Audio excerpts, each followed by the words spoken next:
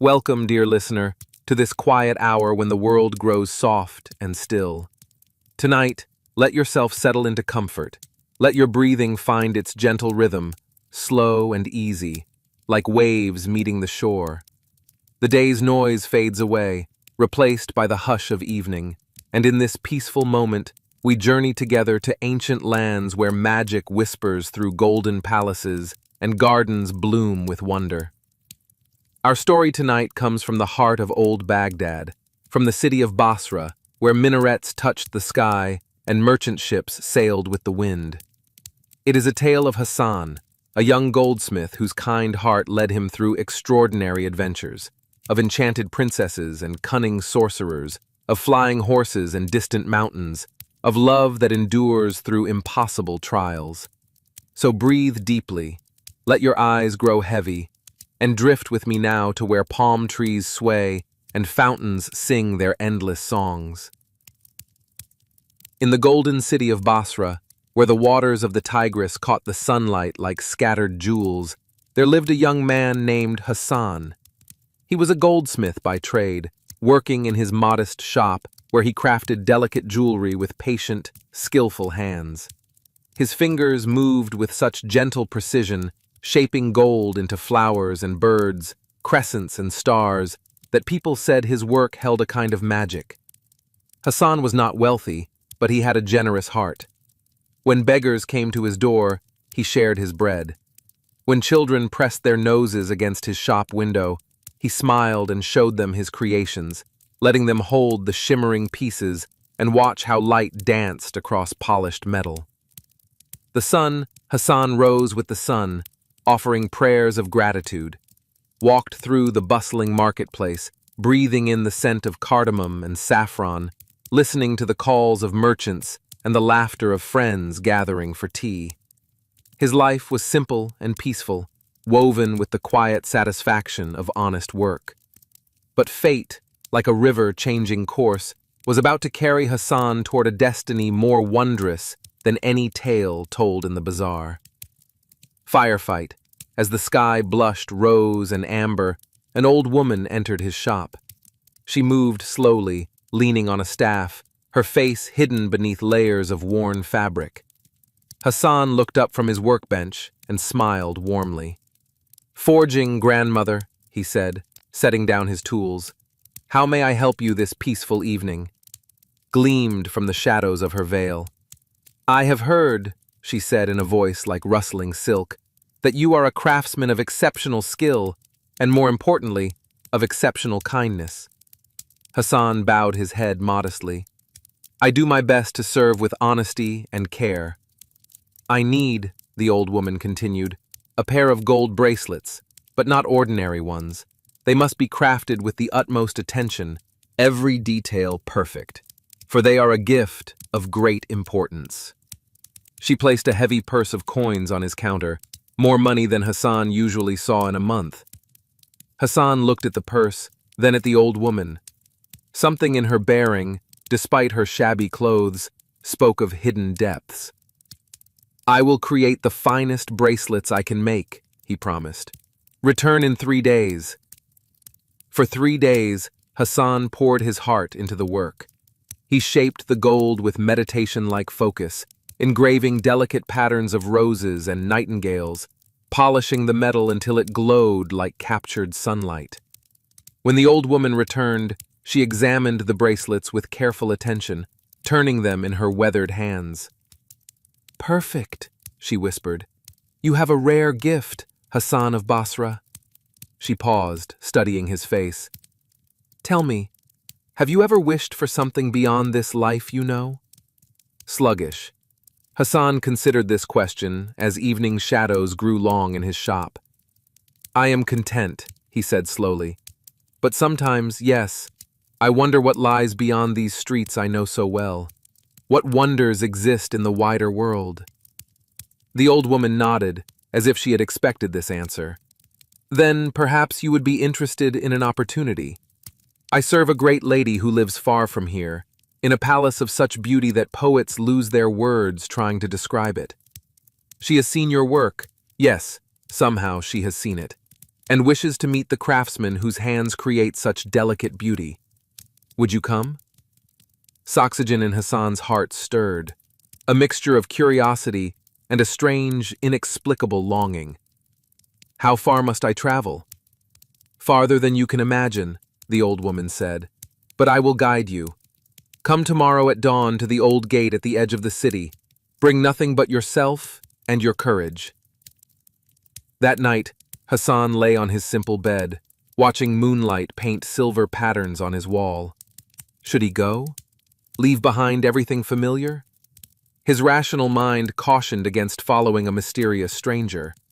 But something deeper, some voice in his soul, whispered that this was a threshold moment, that his true story was finally beginning. When dawn painted the sky in shades of pearl and gold, Hassan found himself walking toward the old gate. The old woman waited there, but she was not alone. Beside her stood 7 horses, not ordinary horses, but creatures of such grace and beauty that Hassan caught his breath. Their coats gleamed like polished metal, and their eyes held an intelligence that seemed almost human. These are no common steeds, the old woman said, seeing his wonder. They know paths that ordinary creatures cannot travel. Choose one. Hassan approached them slowly, respectfully. One horse, with a coat like bronze touched with flame, lowered its head toward him.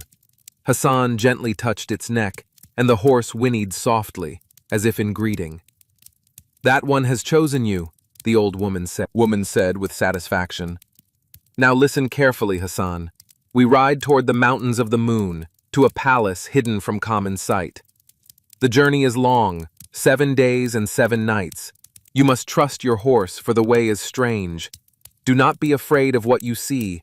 Keep your heart pure and your intentions honest, and all will be well.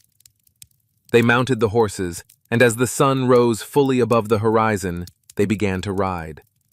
At first, they traveled through landscapes Hassan knew, palm groves and fields, villages where smoke rose from morning fires. But gradually, imperceptibly, the world began to change. The horses' hooves moved faster, yet their gait remained smooth as flowing water. The landscape blurred at the edges like a painting left in rain.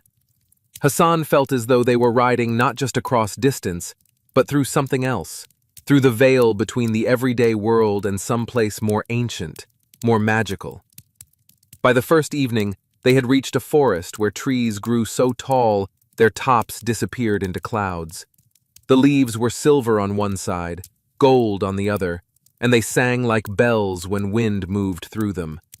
Strange birds called from the branches, birds with jeweled feathers and songs that sounded almost like words. Rest, and the old woman produced food from her saddlebag, dates and bread and water that tasted sweeter than any Hassan had known.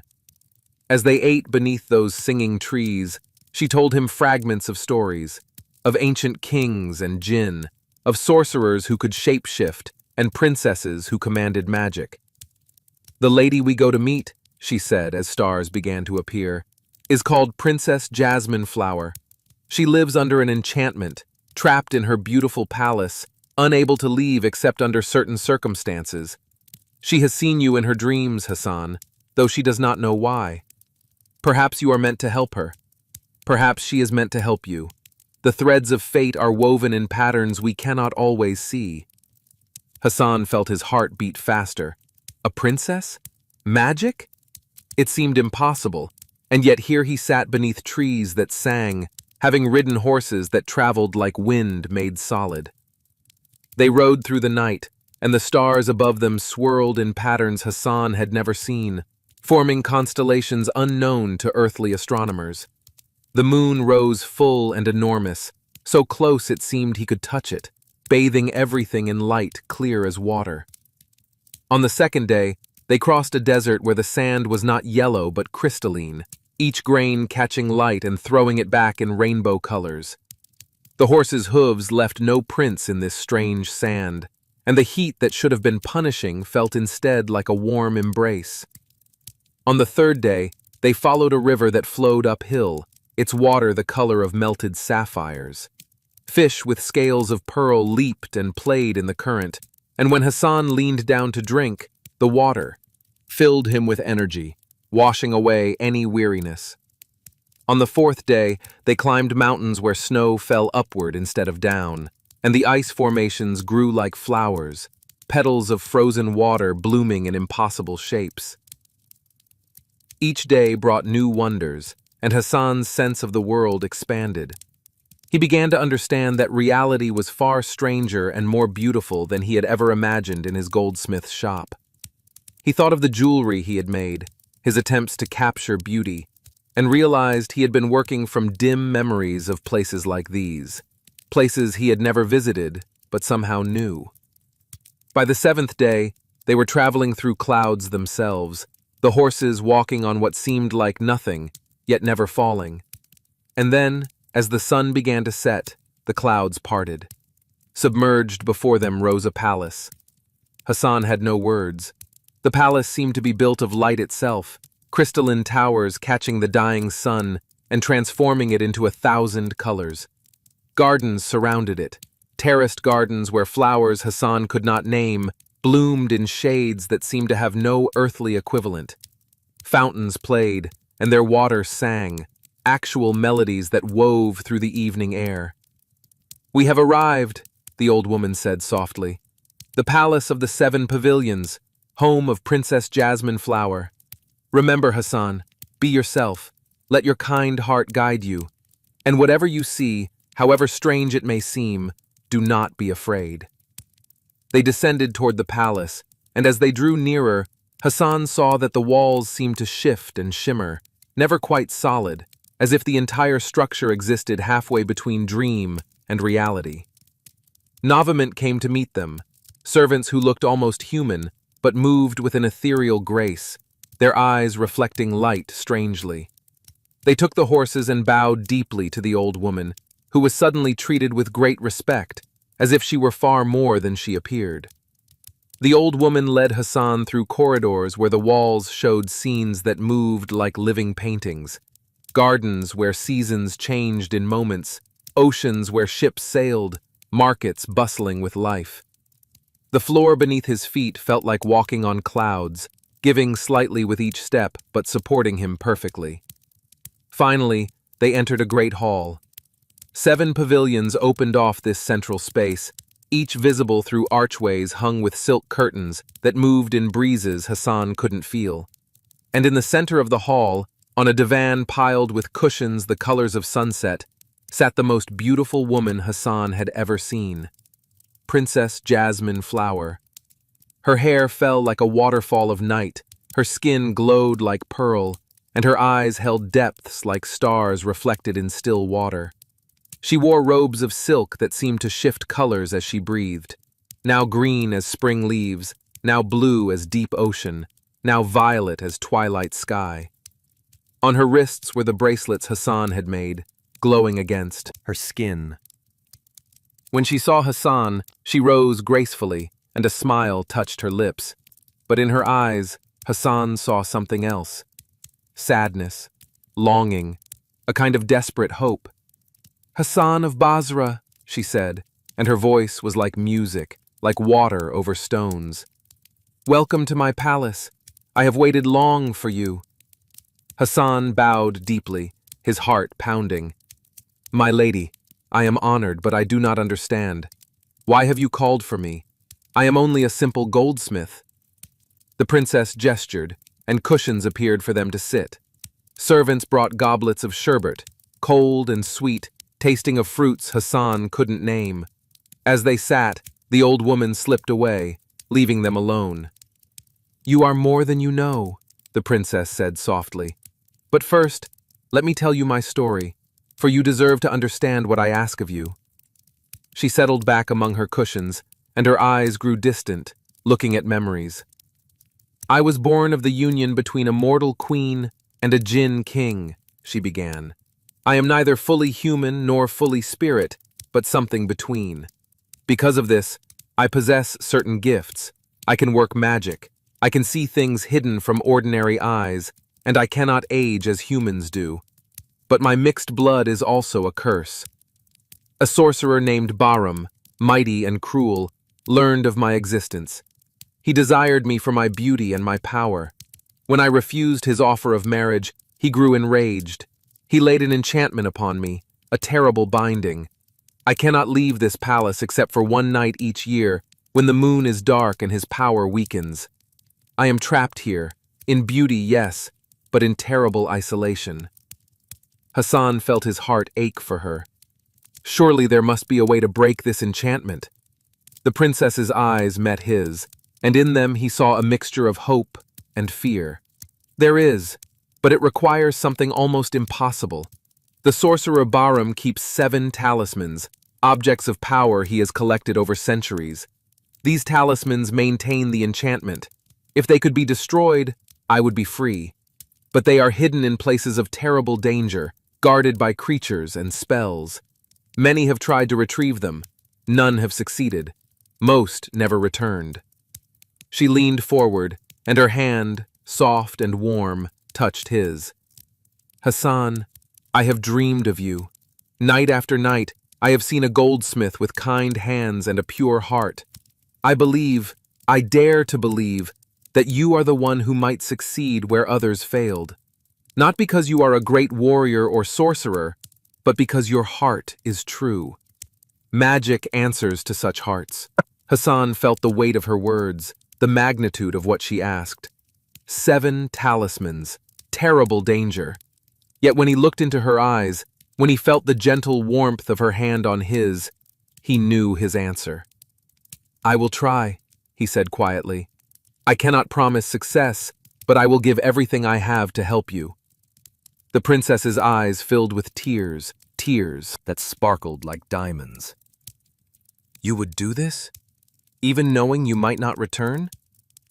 I would, Hassan said, and he realized it was true. In this moment, nothing mattered more than helping this beautiful, sad princess find her freedom. She squeezed his hand gently, then released it. Then I will help you as much as I can.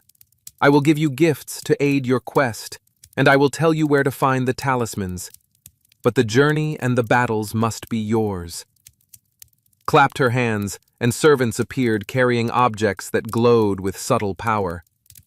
First, she said, this robe. They draped across Hassan's shoulders a garment of deep blue, light as air but strong as steel. This is woven from moonlight and shadow. It will protect you from ordinary weapons and from some spells. Second, this ring. She slipped onto his finger a silver band set with a stone that swirled with inner fire. This ring will warn you of danger. It will grow warm when treachery is near. It will also allow you to understand any language spoken to you. Third, this compass. She placed in his palm a delicate golden instrument, its needle made of crystal. This will point not to the north, but to whatever you most need to find. It will guide you to each talisman in turn. And finally, she said, her voice dropping to a whisper, this. She leaned forward and kissed his forehead gently, a kiss like a butterfly's touch. My blessing. It will give you courage when yours fails. Hassan felt the kiss like a warmth spreading through his entire being. For a moment, he felt invincible, as if he could face any danger and prevail. The princess then told him of the first talisman, a crown of black diamonds, hidden in the cave of the Serpent King, deep in the scorched desert. The Serpent King is ancient and cunning, she warned. He will try to trick you, to trap you. Remember, serpents speak with forked tongues, but your heart knows truth. Trust it. As night fell over the palace, the princess showed Hassan to a chamber where he could rest. The room was beautiful beyond description, with a bed like a cloud and walls that showed the night sky, stars moving in their slow dance overhead. But Hassan slept little.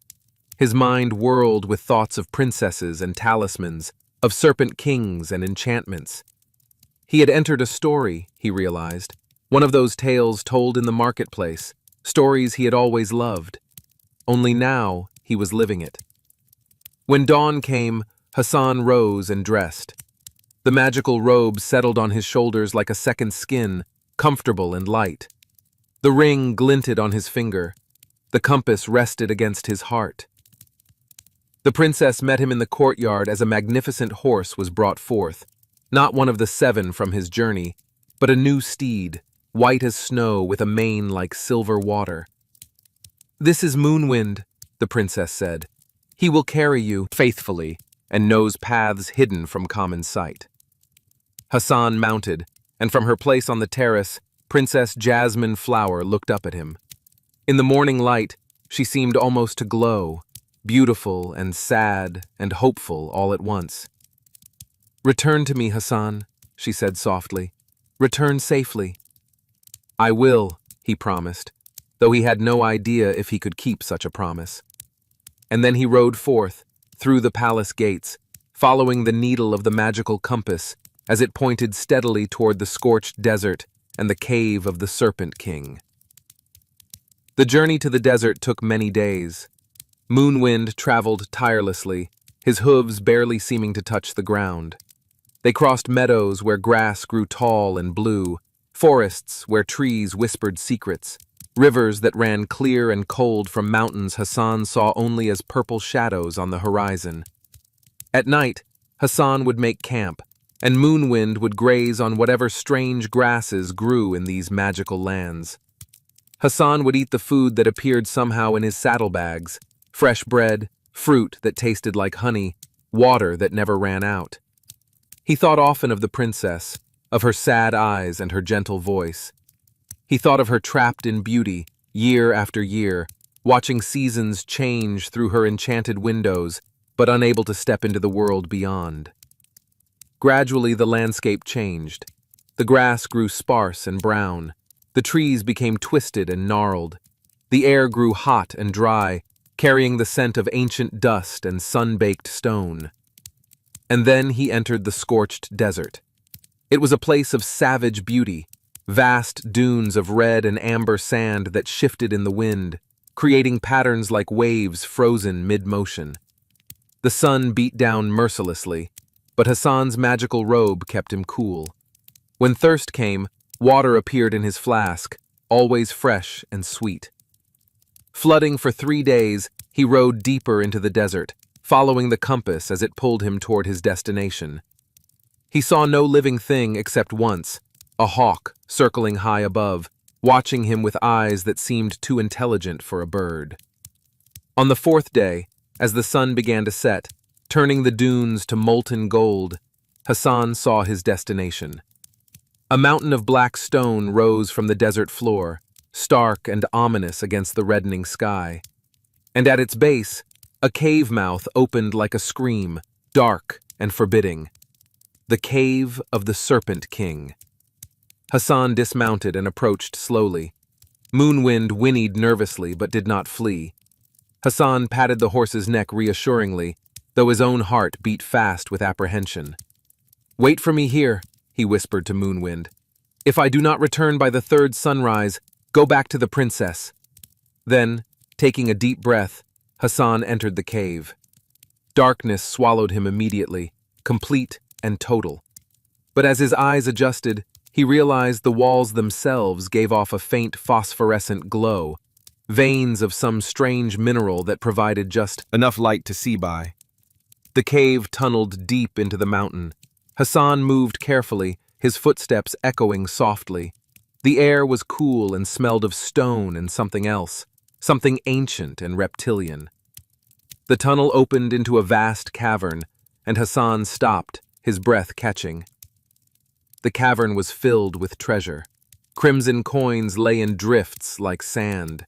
Jewels sparkled in piles, rubies, emeralds, sapphires, diamonds as large as his fist.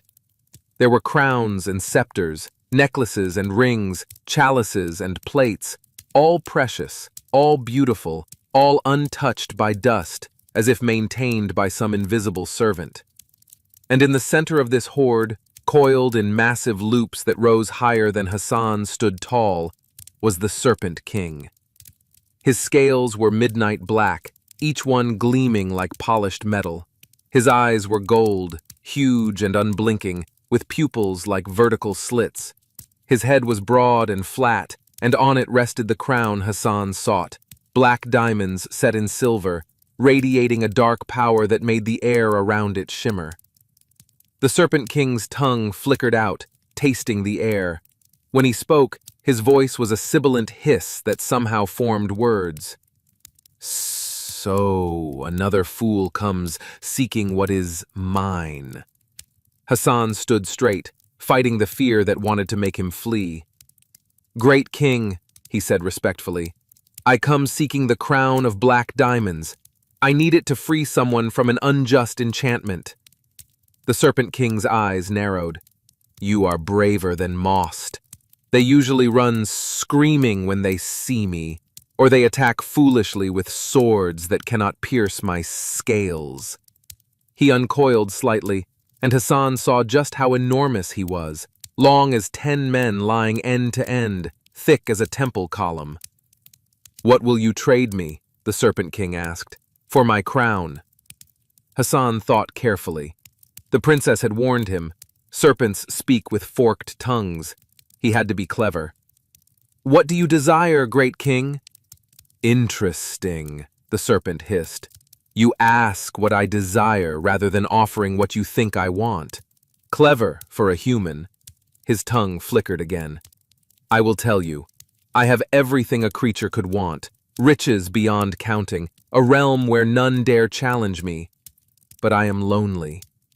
To Hassan's level, those golden eyes staring into his. For 10,000 years, I have guarded this cave. In all that time, only treasure hunters have come, greedy creatures who see me as an obstacle to wealth. Not once has anyone visited me for companionship.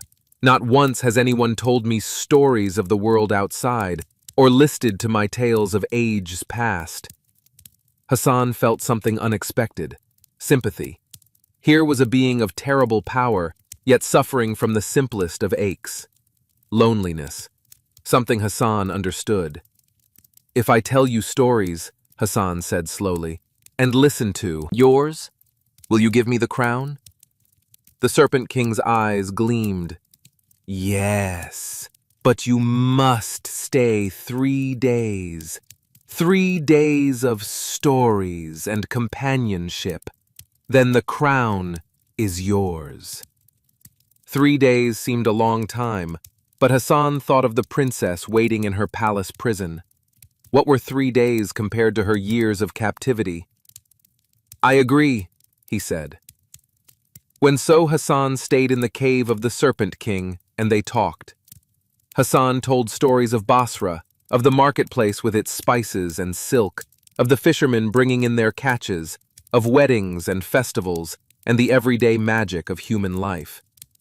He spoke of sunrise over minarets and children playing in fountains, of old men drinking tea and arguing good-naturedly about everything and nothing. The Serpent King listened with an intensity that was almost hunger, his great head swaying slightly, his eyes never leaving Hassan's face. In turn, the Serpent King told his own stories, tales from before humans built cities, from when the world was young. He spoke of continents rising from oceans, of ice covering lands now desert, of creatures magnificent and terrible that no longer walked the earth. He told of the first jinn, born from smokeless fire, and of the angels who taught magic to those willing to learn. As Hassan listened, he realized something profound. This fearsome creature, this Serpent King who had killed countless treasure hunters, was not evil. He was simply a being out of his time, powerful and ancient, watching the world change around him while he remained the same, forever unchanging, forever alone. On the second day, Hassan asked, "Why do you guard this treasure? What meaning does it have for you?" The serpent was quiet for a long moment. "Once," he said finally, "I had a different purpose. I was the guardian of a temple, protector of a goddess whose name is now forgotten. When the temple fell to ruin and the goddess faded from memory, I remained. The treasure accumulates because I do not age, do not die. Fools bring it thinking to bribe me or expecting to win it. It piles up, useless, a monument to greed and my own endurance. Hassan felt the deep sadness in those words. Perhaps, he said gently, your purpose is changing. Perhaps now you guard something different, the stories we share, the connection between two beings who might never have met. The Serpent King's eyes glittered, and Hassan thought he saw something like tears in them. On the third day, as their agreed time drew to an end, the Serpent King said, "You are different, Hassan of Basra. You see beyond surfaces. You honor your word. You treat even a monster with respect." "You are not a monster," Hassan said firmly. "You are a king, ancient and wise." The great serpent lowered his head and, with surprising gentleness, used his tail to lift the crown from his head. It was the first time in 10,000 years he had removed it. He placed it before Hassan. "Take it," he said. "Free your princess. And Hassan, when this adventure is done, if you live, come back sometimes. Tell me more stories of the changing world." "I will," Hassan promised, and he meant it. He picked up the crown. It was surprisingly light, despite its dark power, and placed it carefully in his pack. As Hassan turned to leave, the Serpent King called out once more, "Be careful, human friend. The other talismans will not be won so peacefully, and Bahram the sorcerer will sense his power weakening. He will seek you." Hassan nodded, understanding the warning. He walked back through the tunnel, emerged into moonlight. He had been in the cave so long that another night had fallen, and found Moonwind waiting faithfully. Tightening and rode away, he looked back once. In the darkness of the cave mouth, two golden eyes watched him go, and Hassan raised his hand in farewell. The first talisman was won. Hassan rode through the desert night, the compass now pointing in a new direction, toward the second talisman. As dawn broke, painting the dunes pink and gold, Hassan felt both triumph and trepidation. 1 down, 6 to go, and each, the Serpent King had warned, would be more difficult than the last. For days he traveled, following the compass through lands that grew greener. Desert gave way to grassland, grassland to forest. This was an ancient forest, where trees grew so thick their canopy blocked the sun, where moss hung in curtains, and streams ran black with tannin over smooth stones. The compass led him deeper and deeper into this twilight realm, until he could no longer tell day from night. Everything existed in the same green-tinged gloom. And then he came to a lake. It was perfectly circular, perfectly still, reflecting the trees around it like a mirror. The water was so clear Hassan could see straight to the bottom, and there, glinting in the depths, was the second talisman.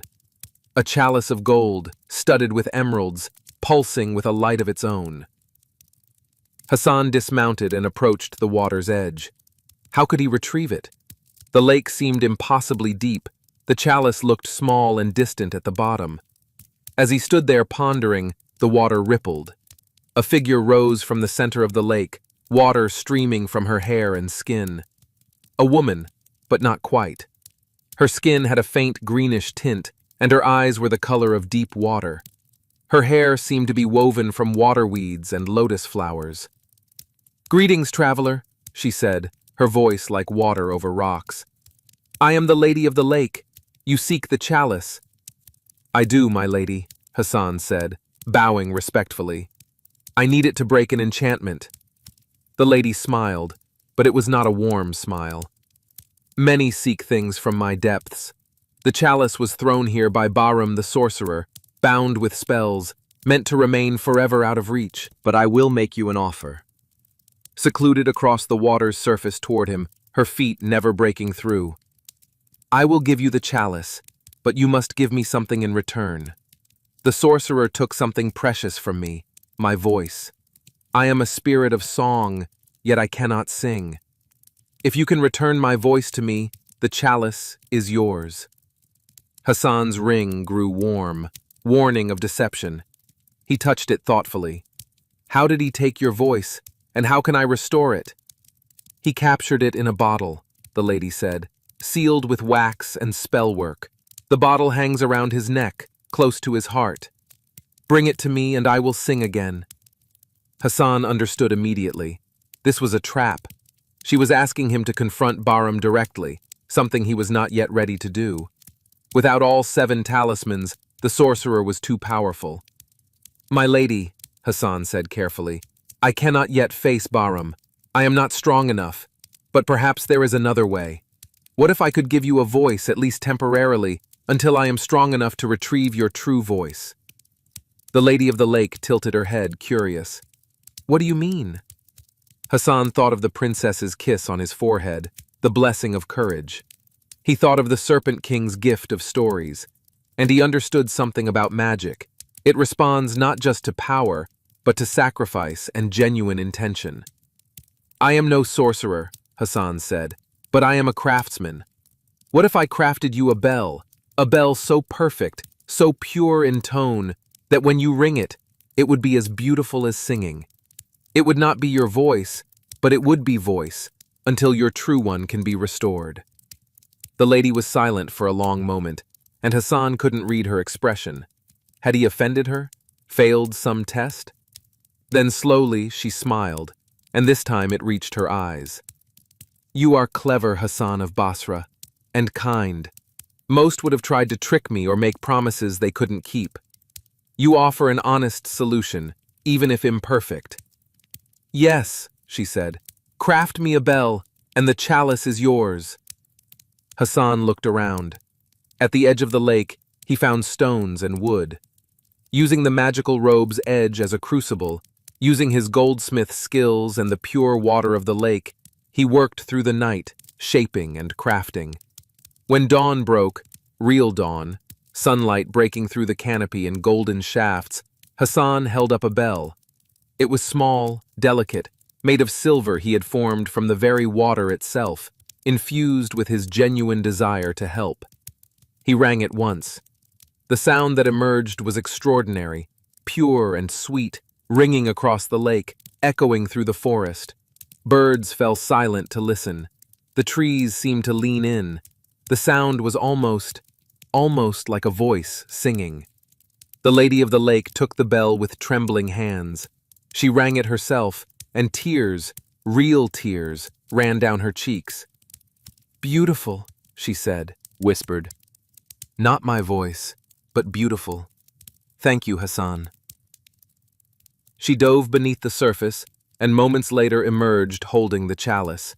She placed it in Hassan's hands. "2 warnings," she said. "First, Bahram knows now that his talismans are being taken. He will send guardians and traps. Be careful. Second, when you have all 7 talismans, you must destroy them all at once, in the same moment, or the enchantment will not break.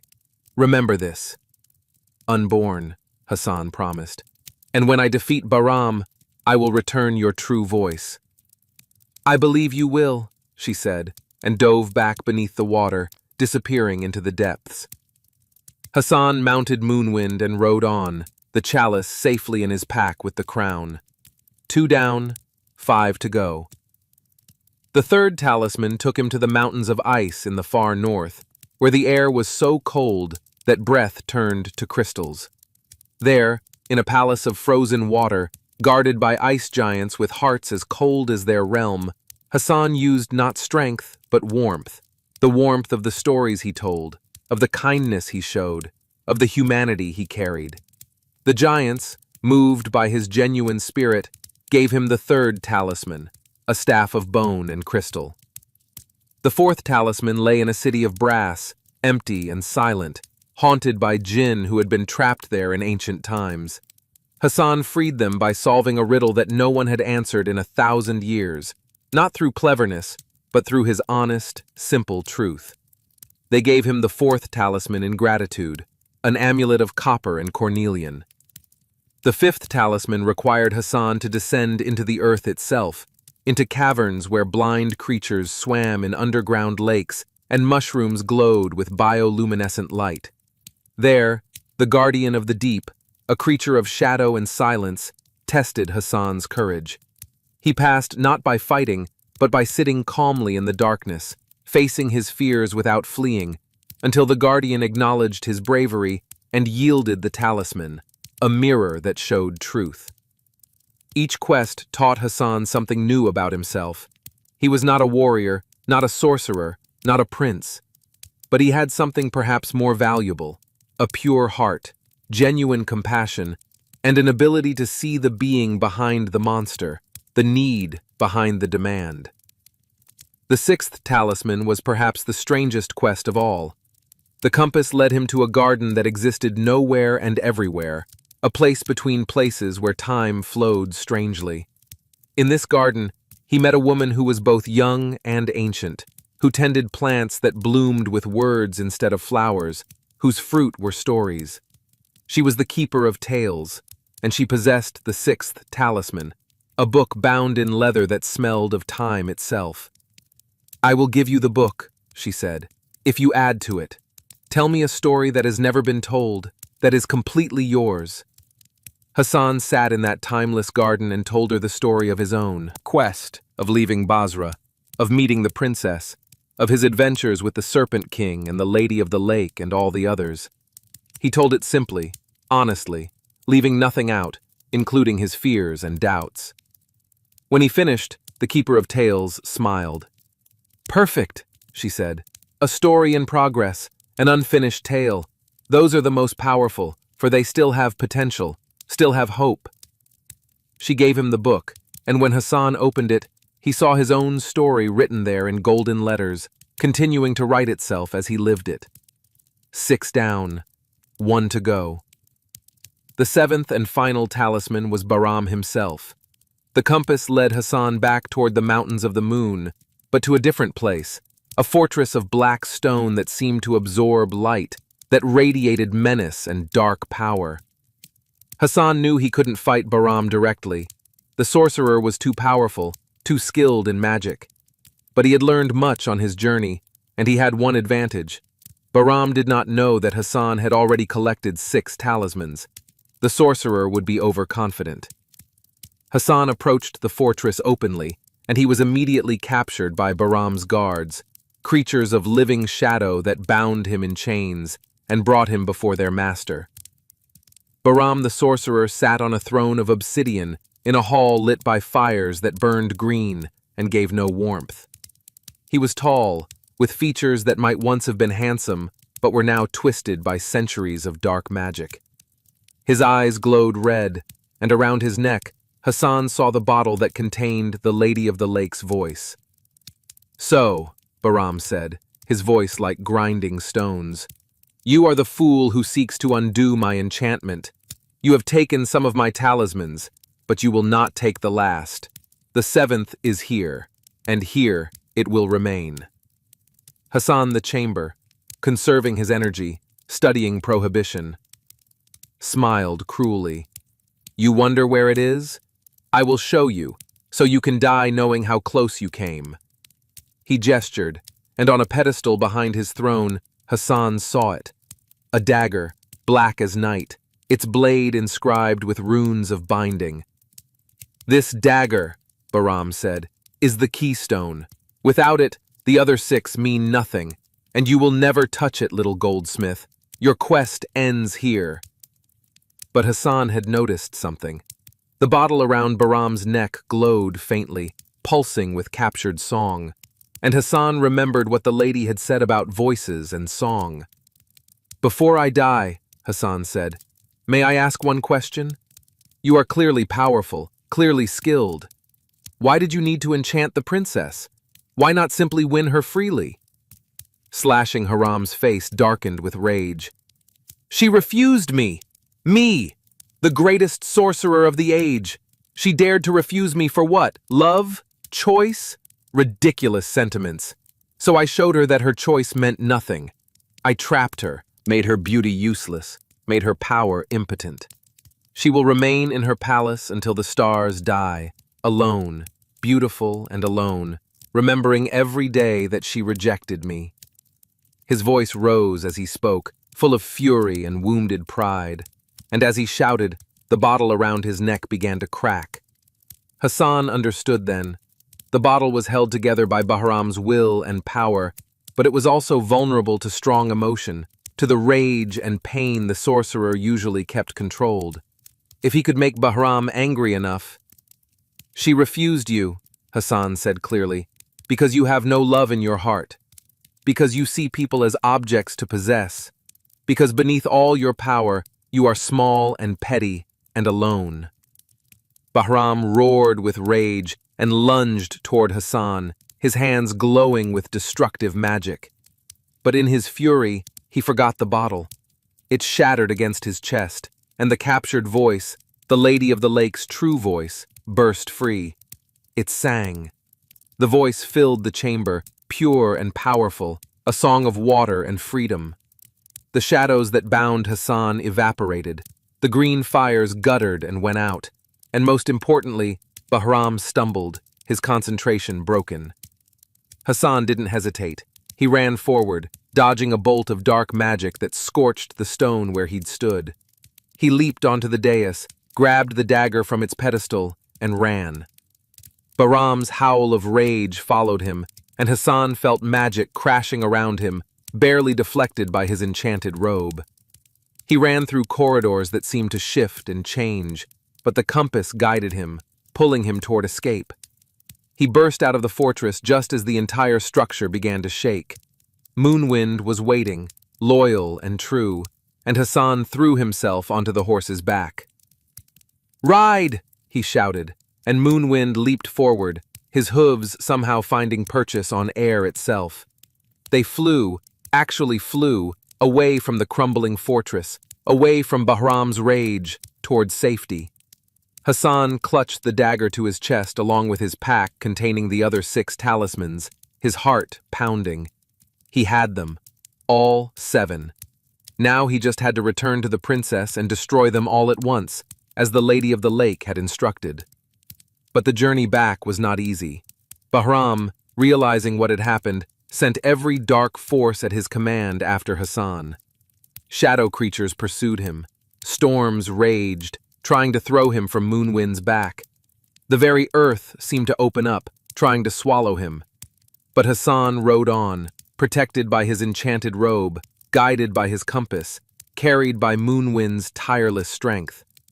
He rode through dangers that would have killed an army, rode for days without stopping, driven by one thought: the princess waiting in her palace, hoping. Finally, the palace of the 7 pavilions appeared on the horizon, its crystalline towers catching the light. Hassan had never seen anything so beautiful. Through the gates, dismounted in the courtyard, and there she was, Princess Jasmine Flower, running toward him, her face alight with desperate hope. "You're alive," she breathed. "You're alive! Did you—" Hassan opened his pack and poured out the talismans. Crown, chalice, staff, amulet, mirror, book, dagger, all 7 objects of power, glowing with dark magic, thrumming with Bahram's binding spells. "All 7, he said. "Now tell me how to destroy them." The princess's hands were shaking. "They must all be destroyed in the same moment. No single force can break them. They're too powerful. But together, in the right place, with the right intent." She looked up at him, and in her eyes, Hassan saw something beyond hope. He saw love.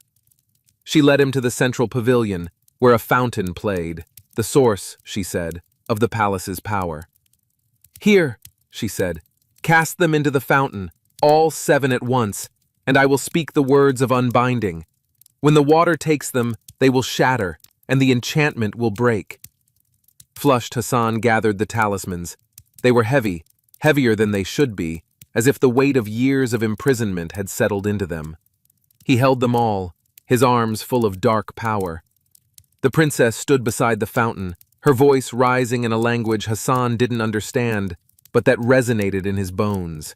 Ancient words, powerful words, words of freedom and breaking. And Hassan threw the talismans into the fountain. For a moment, nothing happened. The objects sank into the clear water, glowing darkly. Then the water began to boil. Steam rose in great clouds. The palace shook, and a sound like breaking glass echoed from every direction. The talismans cracked, shattered, dissolved into black smoke that was sucked down into the water and neutralized by the fountain's pure magic. A shockwave of released power rippled out from the palace, and Hassan felt it pass through him, a wave of liberation, of chains breaking, of freedom reclaimed. The princess gasped and fell to her knees. Hassan caught her, held her. "It's done," she whispered. "After all these years, it's done. I'm free." She looked up at him, tears streaming down her face, and Hassan saw that something had changed. She looked more real somehow, more solid, as if she had been a dream before and was now awakening into reality. "Hassan," she said softly, "you have given me back my life. You have shown courage and kindness beyond measure. You have—" She hesitated, then spoke the truth. "You have won my heart." Hassan felt his own heart swell. "And you have won mine," he said. "From the moment I saw you, I knew my quest was not just to free you from Bahram's enchantment, but to free myself, from my small life, from my limited understanding of what was possible." They stood together in the courtyard as the sun set, painting everything in shades of gold and rose. The palace around them seemed to sigh with relief, as if it too had been trapped and was now released. "What will you do now?" Hassan asked. "Now that you are free?" The princess smiled. "I will live. I will walk in the world again. I will feel rain and wind, taste new foods, meet new people. I will dance and sing and experience all the things denied to me." She looked at him. "And I hope you will be beside me." Hassan thought of his small shop in Basra, his simple life. It seemed very far away now, like something from another lifetime. He had become someone different through this quest, braver, wiser, more open to wonder. "I will," he said. "Wherever you go, I will go." And so it was decided. Hassan and Princess Jasmine Flower were married in a ceremony that blended the mortal and the magical, attended by all the beings Hassan had met on his quest. The Serpent King sent a gift, a single perfect black pearl. The Lady of the Lake sent water that sang when poured. The ice giants sent blessings of strength. The freed jinn sent winds of good fortune. Hassan and the princess lived sometimes in the palace of the 7 pavilions, and sometimes in other places, for the princess wanted to see the whole world. They traveled to Basra, where Hassan's friends could hardly believe his story. They journeyed to lands where magic was common and lands where it was forgotten. They had adventures and quiet moments, excitement and peace. And Hassan kept his promise to the Serpent King. Once a year, he would return to the cave of the Serpent King and spend 3 days telling stories and listening to the ancient tales of the world's youth. The Serpent King was lonely no more, and his cave became less a place of fear and more a place of memory and story. Years passed, blending into each other like colors in a sunset. Hassan and the princess had children who were neither fully human nor fully magic, but something beautiful in between. They taught them about kindness and courage, about the value of keeping promises and seeing beyond surfaces. And whenever Hassan worked with gold now, shaping it in his hands, he remembered his quest. He remembered that the most powerful magic is not in spells or talismans, but in a true heart and the willingness to help others, even when the cost is high, even when the outcome is uncertain. Now, dear listener, our story draws to a close, like a flower folding its petals at dusk. Hassan and his princess lived long and well, their love a light that never dimmed, their life together an adventure that never truly ended, for every day held new wonders, new chances for kindness, new opportunities to help others find their own freedom. The sorcerer Bahram, stripped of his power, faded into obscurity and was eventually forgotten, as all those who seek to imprison others eventually are. But Hassan and Jasmine Flower are remembered still, in stories told when evening falls and stars begin to appear. And you, gentle listener, you too are part of this magic. You who have traveled with Hassan from his small shop in Basra through impossible lands, who have faced serpent kings and sorcerers, who have witnessed love triumph over enchantment. Let yourself rest now, as Hassan rested after his quest, as the princess rested after her long imprisonment. Let your breathing grow slow and deep, like waves meeting the shore in a rhythm old as time itself. Feel the softness of your pillow, the warmth of your blankets. Feel how your body sinks into comfort, how your muscles release the day's tension, how peace settles over you like gentle snow. Outside your window, the world continues its turning. Stars wheel in their ancient patterns. The moon rises, painting everything in silver. But here, in this moment, you are safe and still, held in the same magic that protected Hassan, the same love that freed the princess. Let your thoughts slow, becoming lazy and distant, like clouds drifting across a summer sky. It doesn't matter if they make sense now. It doesn't matter what tomorrow brings. In this moment, there is only peace, only rest, only the gentle invitation to sleep. Your eyelids grow heavy, so heavy, weighted with the pleasant tiredness that comes after a journey completed, after a story well told. You can let them close. You can let yourself drift. Millionaire yourself in the palace of the 7 pavilions, in a room made just for you, where the walls show peaceful scenes, gardens in moonlight, oceans calm as glass, forests where leaves whisper lullabies. You lie on a bed soft as clouds, and the princess herself comes to tuck you in, her blessing falling on you like starlight. "Sleep well," she whispers. "Dream beautifully. You are safe. You are loved. Rest now." At the door, keeping watch, ensuring that nothing disturbs your peace. His kind face smiles at you, and you know that all is well, that the story has ended happily, that you can let go into sleep without fear. Feel yourself sinking deeper, deeper into comfort and peace. Your body becomes so relaxed, so soft, that you can barely feel it anymore. You are floating, drifting, light as a feather on water, gentle as a thought. You are already sleeping, or nearly sleeping, or so close to sleep that the boundary between waking and sleeping has become invisible, has dissolved, has disappeared into the gentle twilight of approaching unconsciousness. Your breath is so slow now, so deep, so peaceful. Each inhale fills you with rest. Each exhale releases you further into sleep.